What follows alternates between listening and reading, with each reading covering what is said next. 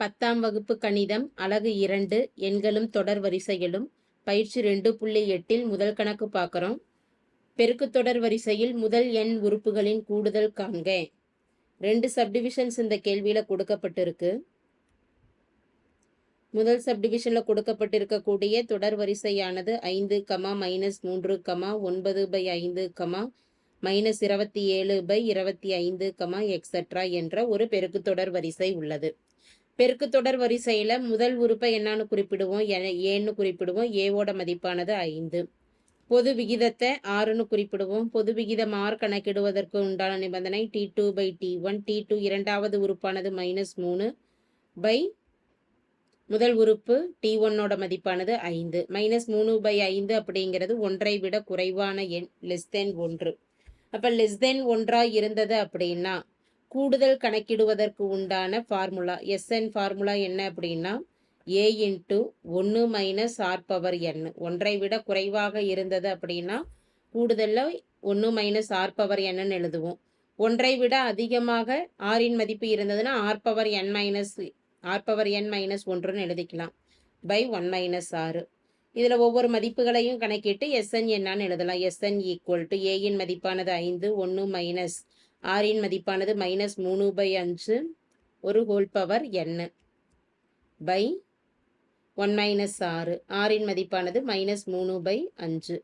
இதை சுருக்கலாம். அப்போ மதிப்பு 5 பெருக்கல் 1 -3/5 ஹோல் பவர் n பை டினாமினேட்டரில் minus into minus plus 1 + 3/5.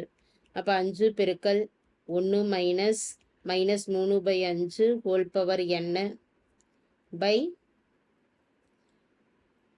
Cross multiple பண்ணிட்டோம்னா 1 பெருக்கல் 5 5, 5 + 3 மதிப்பானது 8/5. இந்த ரெண்டையும் கிராஸ் மல்டிபிள் பண்ணிட்டு ஆட் பண்ணிட்டோம்னா 8/5.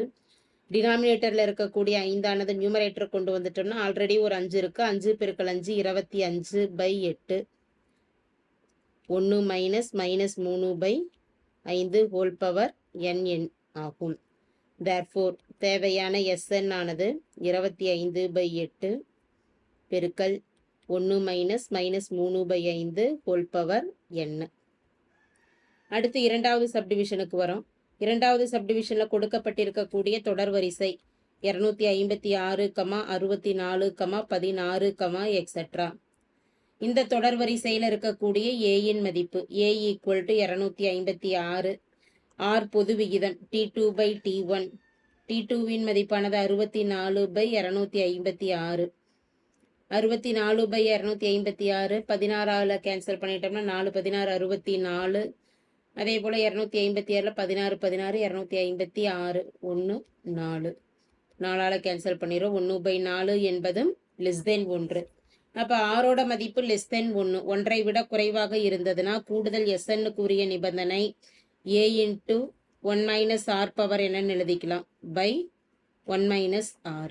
இந்த மதிப்பு எப்போ R ஆனது <1 இருந்தது அப்படின்னா SN ஃபார்முலாவை எடுக்கலாம். அப்போ கூடுதல் SN = Aயின் மதிப்பு 256, 1 - Rயின் மதிப்பு 1/4 power n by 1 - R. 1 - 1/4. So மதிப்பானது 256 பெருக்கல் 1 - 1/4 ஹோல் பவர் n பை டினாமினேட்டரில் கிராஸ் மல்டிபிள் பண்ணிடலாம். 1 பெருக்கல் 4 4, 4 - 1 மதிப்பானது 3/4.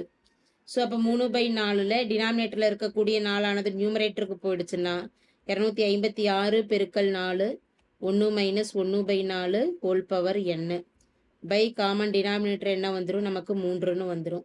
256 பெருக்கல் 4 6 நாங்க 24 மீதி 2 5 20 2 22 ஒரு 2 2 நாங்க 8 2 10 1 - 1/4 பவர் n பை 3.